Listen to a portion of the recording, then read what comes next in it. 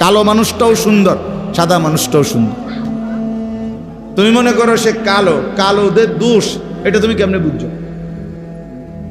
কালো রং এটা যে ত্রুটি, এটা যদি ত্রুটি হয়, এটা অসুন্দর হয়, তাইলে রাত্র না হোক। কথা বলেন না? রাত অন্ধকার হয় না, কালো হয় না? তো কালো যেহেতু অসুন্দর, তো তোর রাত না হোক, অন্ধকার না হোক, তো তখন কি হবে? প্রচণ্ড রোদ আর তাপ আলোতে যদি সারাক্ষণই থাকে, মানুষ প্রশান্তির ঘুম, আরামের ঘুম কেমনে যাবে? দিনের ঘুম আর রাতের ঘুম বরাবর হয় কখনো?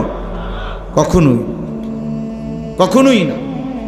আল্লাহ তাআলা কোরআনুল কারীমের মধ্যে আছে, আল্লাহ তাআলা বলেন, আমি যদি টেনে লম্বা করে দিনটাকে কিয়ামত পর্যন্ত দিন বানিয়ে রাখি, মান ইলাহুন গায়রুল্লাহ ইয়াতিকুম বিলাইলিন তাসকুনুনা ফীহি, তাহলে বলো তো তোমাদের আমি আল্লাহ ছাড়া আর কে আছে যে তোমাদের জন্য রাত এনে দিবে, যেই রাতে তোমরা ঘুমের মাধ্যমে প্রশান্তি লাভ করবে?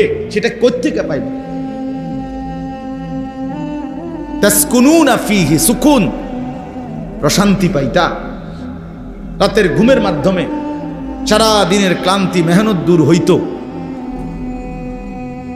তো সেটা কিভাবে পাইবা? এজন্য আল্লাহ তাআলা বলেন জিনাতাল্লাহ, জমিনের সবকিছু সুন্দর, সাদাটাও সুন্দর, কালোটাও কি সুন্দর, হাবশি গোলামও সুন্দর, আর আরবের সুন্দর মানুষটাও সুন্দর। কারণ সবটাই আল্লাহর হাতের সাধন। আমার মালিকের হাতে অসুন্দর কিছু হইতে পারে, অসুন্দর কিছু হইতে পারে।